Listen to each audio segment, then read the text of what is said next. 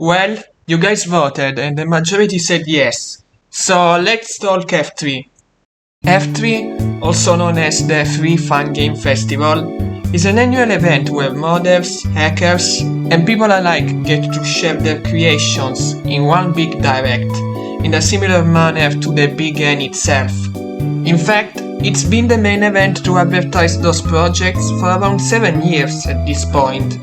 I've seen F3 presentations since 2023 and enjoyed both the ones from that year and 2024. Maybe it's recency bias, but I think this direct was the best so far, at least when it comes to the ones I saw, because of just how many impressive fun games and mods it had to show. I won't talk about all of them, since I struggled to find things to say about games like Angry Birds Refresh or Zelda Tears of the Kingdom Online, either because they barely gave me anything to talk about or because they didn't catch my interest. But don't you worry, you can guarantee that I will talk about most of them. So let's get into it. The direct started with a blast from the past, in the form of All Hell Unleashed, a collection of stages that represent various iconic horror movies, like Friday the 13th, Scream, and It, just to name a few. Look at how it looks and plays. It just screams 18th Halloween movie tie-in game on the NES. I can imagine an alternate timeline where James Rolfe would have covered it way back when. Really, the only difference is that it seems to be more polished, so you won't have to unleash your inner AVGN. I'm definitely gonna play it one day. Now here's something I didn't expect to see. FNAF Min 1. This is, as the name suggests, a crossover between the FNAF series and Pikmin series. A crazy combo, as they barely have anything in common. I guess they are both survival games. Pikmin is about using plant-like creatures wisely so that you won't be killed. FNAF is about using the resources in the player's office, doors, lights, and cameras wisely so that you won't be killed. And despite not being that scary, seeing the dwarf Bear standing in a FNAF room is kind of unnerving. Now we get to one of my favorites in the direct, Mushroom Kingdom Fusion, a platformer you might as well consider the successor to Super Mario Bros. Crossover. Both have multiple playable characters, but this fun game also has bosses and stages from various franchises. Seeing Mega Man in a toy-themed fortress, or Link in a Wario Land stage, is very magical. And if all of this didn't sell you in, then the power-ups and suits certainly will. I mean, you can turn Mario into a soldier and Kirby into a pea shooter. How cool is that? After the trailer of a pretty decent remake of Pokémon involving Little Company characters, you get to see a mod of Super Mario Odyssey that combines its levels and the ones from both Mario Galaxy games. It's about what you'd expect. It looks great, sounds great, and probably plays great. I haven't played the Galaxy games. There are a lot of games I've been meaning to play for years that I haven't played yet, so maybe this has inspired me to play them sometime soon. Another mod for Super Mario Odyssey that showed up in the direct is Project Green, basically the new Super Luigi U equivalent to Super Mario Odyssey, with Luigi as the main character, new levels, and even new captures. Some of these are rather goofy, such as Ninja or the cow from Mario Kart. There's also a section that homages Super Luigi Brothers from NES Remix 2, so that's cool. And given that there were many retro sections in the original Odyssey, I assume it will be the case there too. Professor Igeda appearing just before the logo reveal has me curious. Just what will his role be? Will he just have a cameo? Or will he have a major role? And of course, the triplet of Odyssey mods couldn't finish without one that remakes Super Mario 64. The custom sprites, especially that of the bombs, remind me of Super Mario 64 HD. I can only hope this won't be DMCA'd, Because while people exaggerate Nintendo's relationship with fangames and mods, full-on remakes of their games aren't so safe from their clutches, so I really do hope that it won't be removed. From one triplet, we move on to another one. Wii U ports of PC games. Now I'm not too interested in remakes unless they're different in major ways, like the Mega Man 2 Atari remake. But this time it's different because I do have a Wii U and would like to play those ports, so I'll see if I can in the future. We've got Cuphead Wii U, whose only flaw is that it's a bit darker, but that's to be expected, and FNAF Wii U, a port of the first two FNAF games with 7 language translations. I wonder if the other 2 games from the quadrilogy will be ported on the console too. Then we get to one of the most impressive projects, a remake of Earthbound Beginnings in the style of Earthbound. Given that I've heard the original Beginnings is pretty similar to Earthbound to begin with, this makes perfect sense. And as a celebration for the 30th anniversary of the second game in the Mother series, it rocks! Makes me really eager to try it out. I know I said in the intro that I was gonna leave out the trailers for projects that didn't really interest me, but I decided to leave this one for this video because of how badly executed it was. It's not because the mod was bad by any means, but it was rather confusing. Paper Mario The Thousand Year Door Encore felt like a texture pack for the original GameCube game in a similar vein as Paper Mario 64K. But then you get to the page of it and realize that no, it's a mod of the Switch remaster but with very minuscule quality of life improvements. Something you wouldn't get from watching the trailer. I don't know, check it out for yourself and you be the judge. If you want more of Battle for Bikini Bottom, then you're in the right place. The Deluxe Edition has it all. New missions, expanded stages, and also new NPCs. They gave Squilliam written dialogue. You know, Squilliam, Squidward's rival who hasn't had a single line since the 2010s. Well okay, that's counting just the show itself. I don't know if the games fare better in this aspect, so do tell me if I'm wrong in the comments below. And as for the game mods, yeah, they look pretty fun. I just hope Sock Remix isn't too challenging.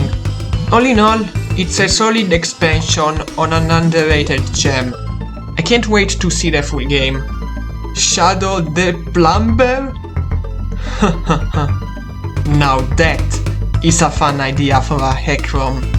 Okay, but seriously, it's fun to see someone take a Sonic game that's generally disliked by the community and slap that formula on a Mario title that's often regarded as one of the best in the series. It might also be because the trailer, quite frankly, does not take itself seriously. I'm sorry, but the way Mario faces off against Bowser and dies is just hilarious. Am I watching SNG4 or what? So the game is about Egghead reviving a lovable Italian plumber after Bowser presumably took over the Mushroom Kingdom and killed his loved ones, including Peach and I think Luigi given the text boxes at the start of the trailer. So Mario is turned into an edgier version of himself, with black clothes, red eyes, orange and yellow shoes. His moveset is also changed to reflect that hedgehog. There's also this line. Now this is one of the acts I've been hyped about the most for years. Super Mario Journey Lane.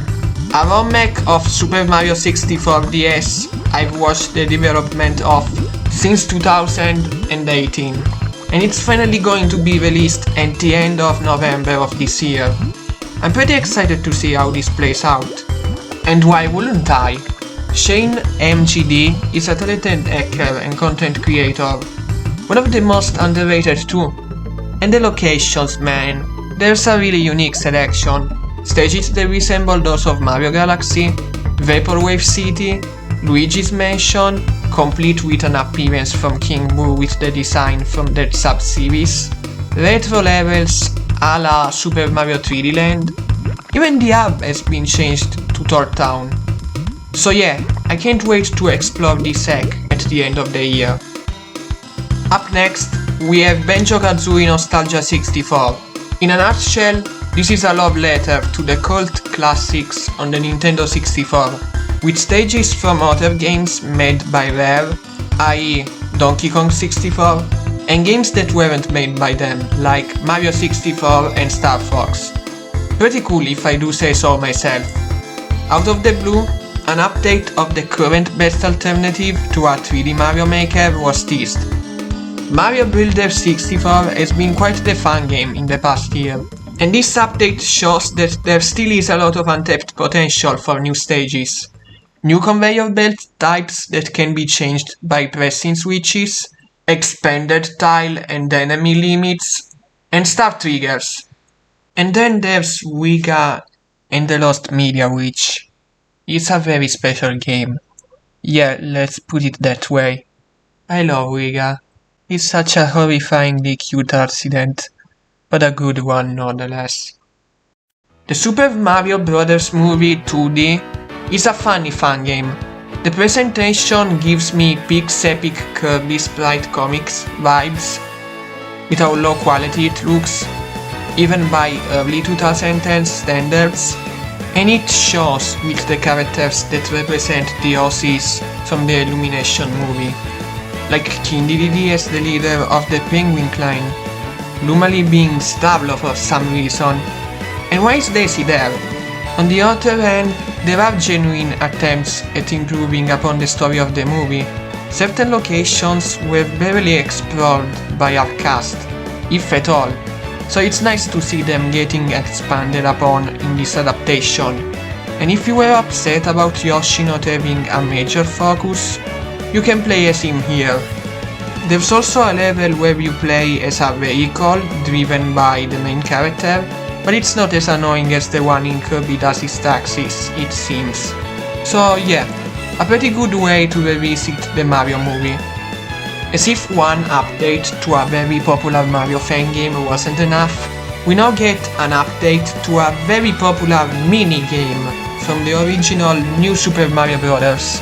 Mario vs Luigi has seen a resurgence in the last year, thanks to its online counterpart, especially with those in Bizarrescape's server and SM64 co-op players in general. This update adds a ton of customization and new power-ups from future NSMB games, such as the Propeller Mushroom or Ice Flower. And speaking of future NSMB games, Coin Runners is a thing. Definitely caught me off guard. I wonder what other mods will be implemented, and if they'll be original or ported from, say it with me, future NSMB games. From the couch multiplayer games, I've got a lot of things to say. We start the quartet with Mario Kart Double Dash, Retro Track Game Pack, a mod full of remade tracks from other classic Mario Kart games, from its first outing on the Super Nintendo to the one on the DS. It will feature remixes of the tracks, and judging by the few ones we got to hear, they're rather neat. Then we have Kirby Air Ride Deluxe, and boy does it live up to the name, with new color skins for Kirby originating from the flagship titles, a fully customizable city trial, and a way to create your own playlist, with tracks from other games in the series. I wonder if those are implemented in the game already, or you can add them manually. At that point, does it stop at official songs, or even remixes / originals? At once from the Kirby franchise, or other franchises? I've seldom heard of Mario Kart 64 Ramped Up, so it was nice seeing it in action. As someone who's played the original game recently, I'm looking forward to seeing the revisions for their tracks. Don't forget about the completely original ones either. They even gave each cup a trophy made to represent the icon of the cup you choose to ride. There are also new game modes to keep you occupied after the main game. from ones that have to be expected, like elimination mode from I think Mario Kart World only, but also more out there ones like frog leaping, which makes me wonder what other mods the trailer didn't show. Last but certainly not least, we've got Dr. Mario Mania, or as I like to call it, the ultimate Tetris game. I mean, for one, you have the ability to add pills in your inventory for later, which is a huge lifesaver. I mean, have you seen how many times a good Tetris run has been killed due to bad piece RNG? Alright, one more. Dude, I can't get it over! Alright, one more. And just like with the other mods, you can customize the way you play it to your heart's content. So now if you want to teach colors to your son, daughter, or younger sibling via a match of Dr. Mario, you can now. And I will never get tired of mods/fangames having their own level editor. Super Smash Bros. Alternate Universe is mostly your average Super Smash Bros. Brawl mod with melee-ish movement, but the cool thing about it are the redefined character movesets. For example, Mario has his hammer from the Donkey Kong arcade game, Sonic can boost, Young Link has a lot of moves from his games, etc. Also they will nerf Meta Knight, so that's nice. All in all, it's no Project PMX, but still rather neat. Out of all the games showcased, I saw only 2 of them before watching the direct. Those being Air Ride Deluxe and Super Mario Bros. Remastered. What could have just been a widescreen version of Super Mario Bros. In the same vein as Super Mario World Remastered ended up being so much more. For one, it makes the worlds more unique in terms of theming, and it looks like someone was inspired by Meiro's remake of the game done in Super Mario Maker 2. For example, World 2 and 3's ground stages are desert themed and snow themed respectively, with even the enemies' appearances reflecting that. All 4 playable characters in Mario Maker 2 are playable there too. Perhaps the people behind it will add the custom music from that game for those types of stages as well. It doesn't end with the original game. The levels from Miss Japanese sequel are there too, as you'd expect, but the content from Super Mario Bros. Deluxe from the Game Boy Color is here too, making it the best way to play this 40-year-old classic. You can also make the game look like its remake from All Stars, or play the All Night Nippon version, or even Super Mario Bros. Special. That's a real deep cut. Did I mention that there's a level editor for this remaster? There's also the level packs. Celeste Fusion Collab is cool, Super Mario Meltdown looks fun, although I got a question why Diddy's theme from Star Allies is used as the music for its trailer. Does this mean you get to fight him in this pack? Paper Mario Mythical Mission answers one crucial fever dream of mine. What would have happened if Junior Troopa teamed up with Mario? And then we get to really out there ideas, like Star Fox 64 on foot mode, which is basically Star Fox 64 if it was a standard shooter or auto runner. Why? Because it's fun. And that's how I'd describe this annual event as a whole. It's fun. What I love about F3 and its games is not just their quality, but also because you get to see stuff that the original owners of the IPs would never dream of doing. Out of all the possible ideas for a game, never would I have expected a 2D one based on a Screamer-esque Mario meme, or a mod of Kirby's Adventure where Box Guy is playable. And while the day E3 was shut down was a very sad one, F3 has shown us that the days of looking forward to all kinds of cool projects are far from over.